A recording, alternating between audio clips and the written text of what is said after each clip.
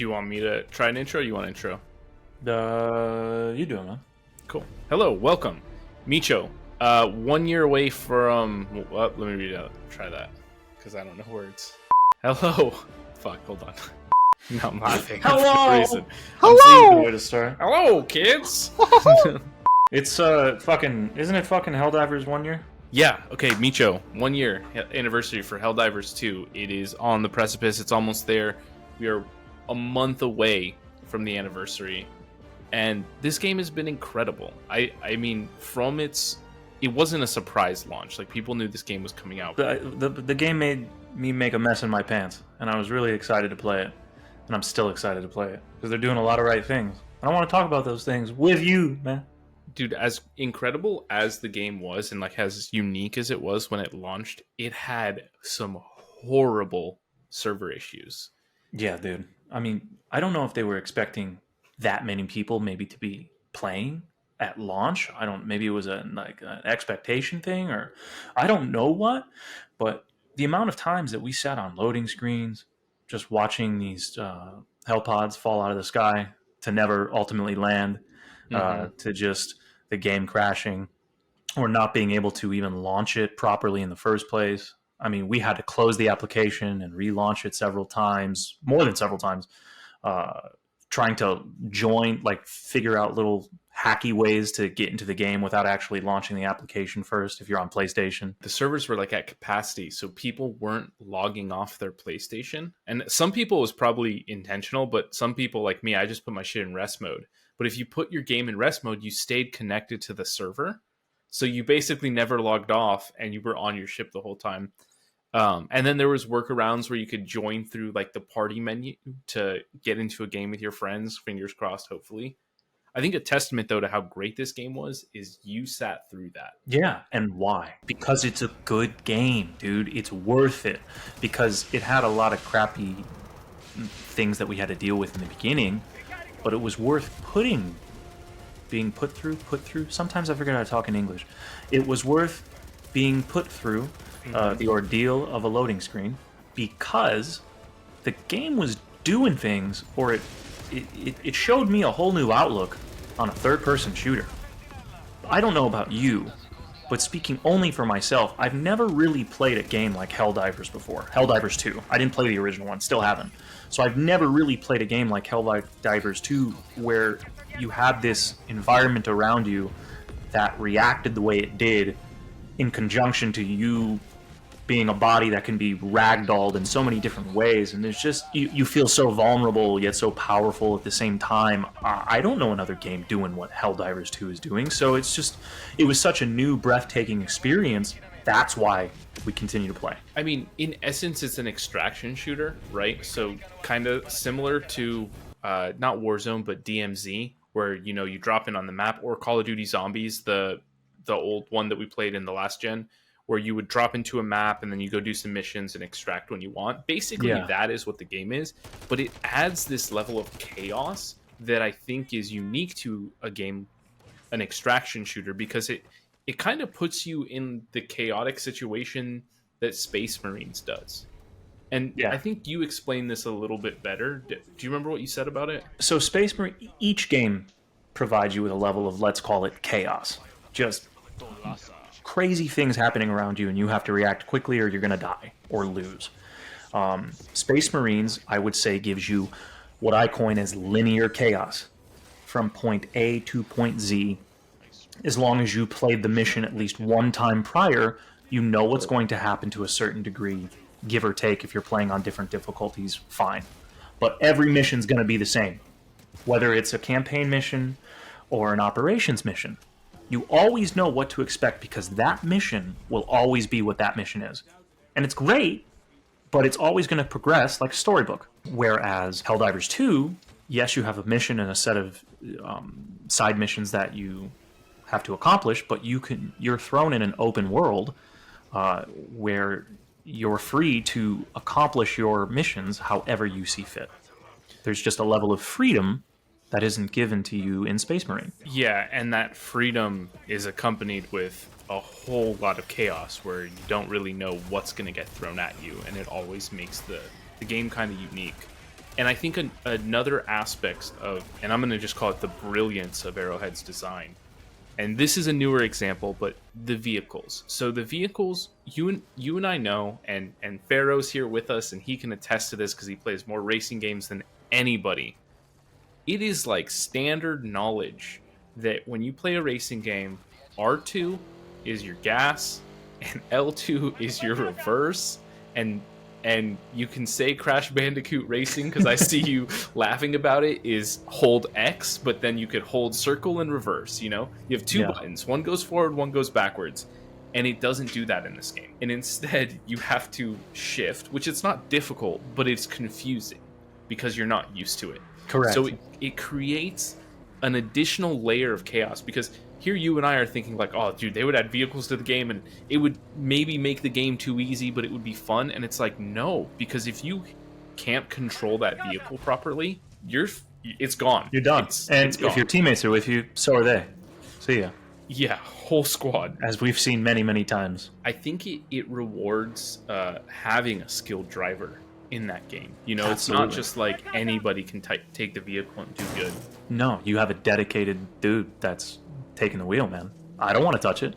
I have no intention of. Fun fact, I haven't hopped in the driver's seat once. Don't want to. No, I don't need to. I'll shoot. I'll ride bitch. But I don't need to drive. I hopped in the driver's seat the other day, and I didn't know I was in the driver's seat.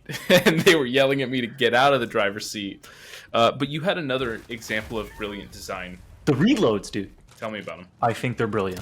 I think Helldivers 2 has some of the coolest and most frustrating reload mechanics out of any other modern shooter that I'm personally aware of. Most shooters that at least I play, there's an auto reload feature, where in that game, if you shoot all the ammunition that you have in your certain magazine, your character will automatically drop it, pop a new one, as long as you had ammunition to do so.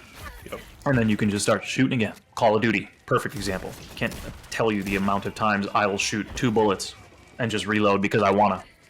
And all of that I don't lose ammo. At least I don't think you do. You don't. But in Helldivers, you are punished for that by not having that ammunition anymore. Right. Helldivers 2, that's very apparent.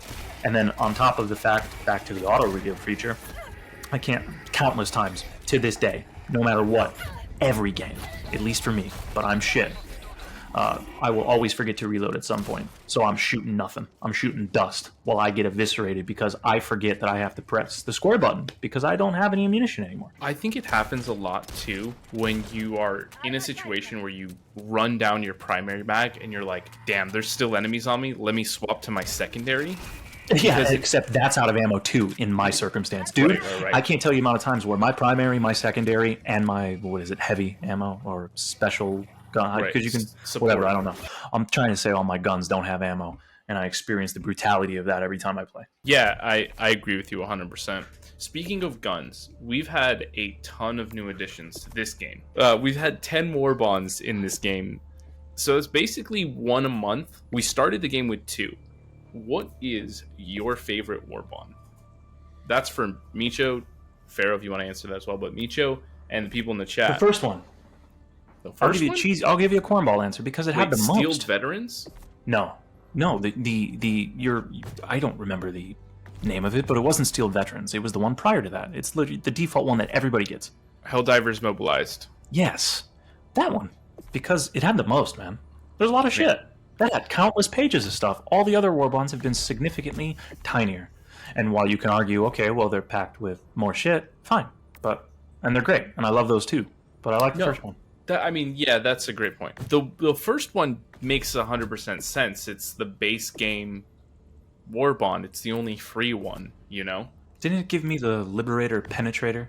Didn't I get the Penetrator from the first Warbond? It gave you the Liberator Penetrator. It did. It did give you the Liberator Penetrator. Okay, I stand by my previous remarks. The first one. The first Warbond was sick.